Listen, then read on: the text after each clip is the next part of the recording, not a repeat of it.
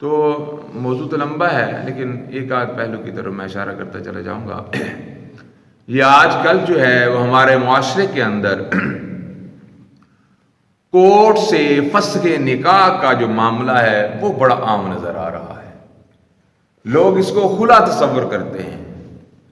اور ہمارے معاشرے کے اندر بھی اس کو خلا جو ہے وہ کنسیڈر کیا جا رہا ہے۔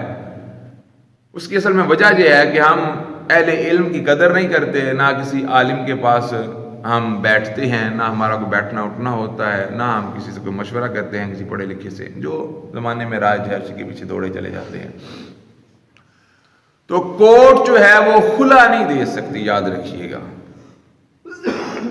کورٹ سے جو علیحدگی کی جاتی ہے وہ فسخ نکاح ہوتا ہے، خلا نہیں ہوتی۔ میاں بیوی کی علیحدگی کی جو صورتحال ہیں، جو صورتیں ہیں، وہ تین ہیں۔ ایک ہے طلاق، ایک ہے خلا، ایک ہے فسخ نکاح۔ طلاق علیحدگی کی وہ صورت ہوتی ہے جس کے اندر شوہر بغیر پیسوں کے اپنی زوجہ سے، اپنی بیوی سے علیحدگی اختیار کرتا ہے۔ 3 دفعہ طلاق دیتا ہے۔ طلاق کے حوالے سے میں گفتگو کر چکا ہوں۔ طلاق رجعی ہے، طلاق بائنہ ہے، طلاق مغلظہ ہے، اس کی اقسام ہیں وہ بتا چکا ہوں۔ جو بغیر پیسے لیے علیحدگی ہوتی ہے اس کو کہا جاتا ہے طلاق۔ اور خلا ایسی علیحدگی ہے میاں بیوی کی جس کے اندر پیسوں کا عمل دخل ہوتا ہے۔ شوہر یا تو کہتا ہے کہ جو حق مہر طے ہوا تھا وہ مجھے معاف کر دے تو میں تجھے خلا دیتا ہوں، تو اس سے علیحدگی اختیار کرتا ہوں، یا جتنا حق مہر طے ہوا تھا میں نے تمہیں ادا کر دیا ہے وہ مجھے واپس لوٹا دے تو تمہیں میں علیحدگی کی اجازت دیتا ہوں۔ یا ان دونوں کے مابین جو ہے یہ طے پا جاتا ہے کہ اتنی رقم جو ہے بیوی کہتی ہے میں تمہیں دینے کے لیے تیار ہوں، اس کے بدلے میں تم مجھے چھوڑ دے۔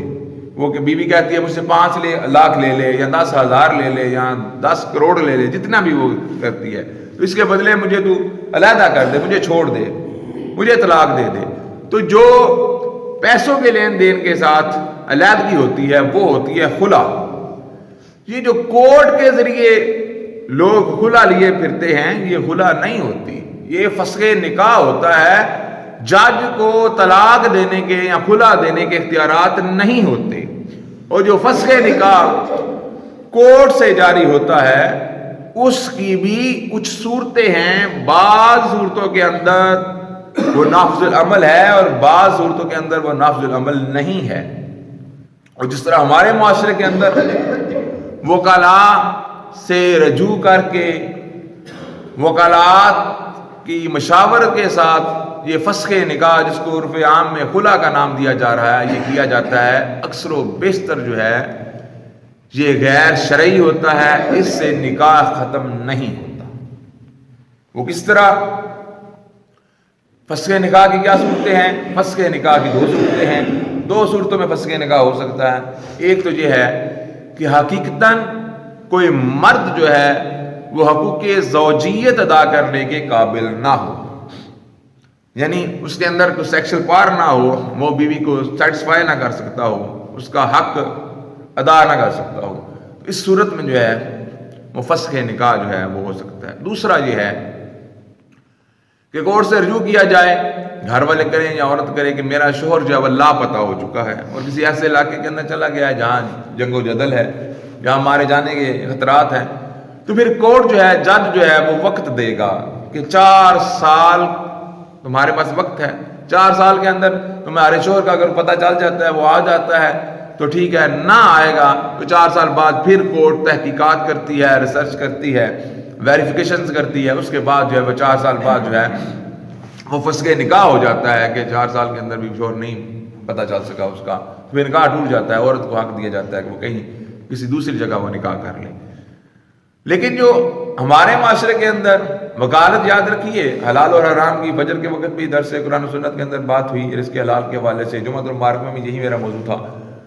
وکالت بیسیکلی بنیادی طور پر بالکل جائز پیشہ ہے، مگر اگر وکیل جو ہے وہ ظالم کو مظلوم اور مظلوم کو ظالم ثابت کرنے میں تل جائے، وہ جھوٹ کا سہارا لے اور ہیرا پھیری کرے، دھوکہ دہی سے کام لے، تو پھر اس دھوکہ دہی سے اس کا کمایا ہوا مال جو ہے وہ حلال نہیں ہوگا، وہ حرام ہوگا۔ جس طرح میں نے جمعہ مبارک میں بھی کہا، یہ ہیئر ڈریسر کا، حجام کا، نائی کا پیشہ جائز ہے، مگر نائی جو ہے وہ داڑھی مونڈ نہیں سکتا۔ اگر وہ اس طرح کے ساتھ شیو کرے گا کسی بھی اپنے کلائنٹ کی، کسی بھی اپنے گاہک کی،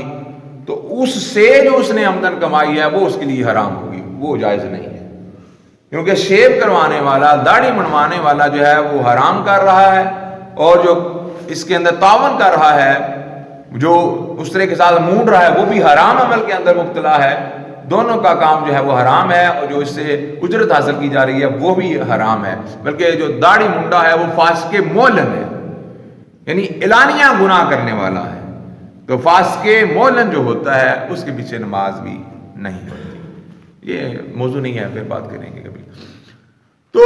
یہ جو وکیل لوگ جو ہیرا پھیریاں کرتے ہیں، عورت کو کہہ دیتے ہیں بھی ایسے تیرا خلا نہیں ہونا، حالانکہ وہ خلا ہے ہی نہیں ہے، فسخ نکاح ہے، جو بھی ہے۔ تم کہنا کہ میرا شوہر زانی ہے، میرا شوہر شرابی ہے، مجھے پیسے نہیں دیتا،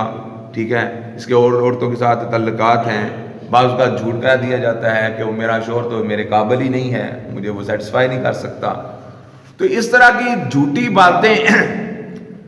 جو ہے وہ عورت کو سکھا دی جاتی ہیں، یا عورت وہ خود ہی بڑی ہوشیار چلاک ہوتی ہے، وہ خود ہی جھوٹ بول دیتی ہے، اور کورٹ کے اندر یہ ساری چیزیں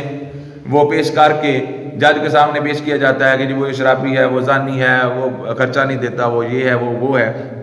اس کے اوپر الزامات لگائے جاتے ہیں، اور کورٹ جو ہے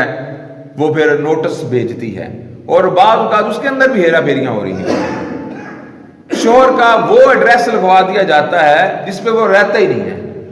وہ بس فارمیلٹی ایک پوری کی جاتی ہے، جی نوٹسز گئے تھے، اس نے جواب نہیں دیا، تو 3 نوٹسز چلے گئے ہیں، تو اب جو ہے وہ جج اپنی طرف سے وہ فسخ نکاح کا اعلان کر دیتا ہے، جی وہ اس نے رجوع نہیں کیا، رابطہ ہی کوئی نہیں کیا، تو اب جو ہے اخبار کے اندر بھی ہم نے اشتہار دے دیا ہے، یہ ہو گیا، وہ ہو گیا، چلو جی بات کرتا ہے۔ حالانکہ یہ ساری اگر ہیرا پھیریوں کو یا جھوٹ کا سہارا لے کر یہ فسخ نکاح کا جو معاملہ اگر وہ کر لیتا ہے، تو یاد رکھیے اس سے نکاح نہیں ٹوٹتا۔ وہ عورت اپنے پہلے شوہر کے نکاح کے اندر رہے گی، اگر اس نے دوبارہ نکاح کر لیا ہے، چاہے جب قبول بھی ہو گیا، سارے معاملات ہو گئے، تو یہ دوبارہ یہ دوسرا نکاح ہے، یہ نکاح منعقد ہی نہیں ہوگا۔ وہ عورت پہلے شوہر کی ہی منقوہ رہے گی، اور نئے شوہر کے ساتھ جتنے وہ جسمانی تعلقات قائم کرے گی وہ سارے کے سارے زنا کے زمرے میں آئیں گے۔ تو ذرا یہ بڑا ہی بریکی والا معاملہ ہے۔ جب تک آپ کسی مستند مفتی سے کوئی رابطہ نہ کر لیں تو اپنے مسائل کو خود حل کرنے کی کوشش نہ کریں، اس سے اللہ اور اللہ کے رسول کی ہاں آپ گنہگار ٹھہریں گے، اور اس بندے کا کیا حال ہوگا جو اپنی ساری زندگی جو ہے وہ زنا کرتا رہے، وہ زنا کے بس وہ بچے بھی پیدا کرتا رہے، تو یہ اللہ اور اللہ کے رسول کی بڑی ناراضگی کا باعث ہے۔ نہ اپنے وقت میں گنجائش نہیں ہے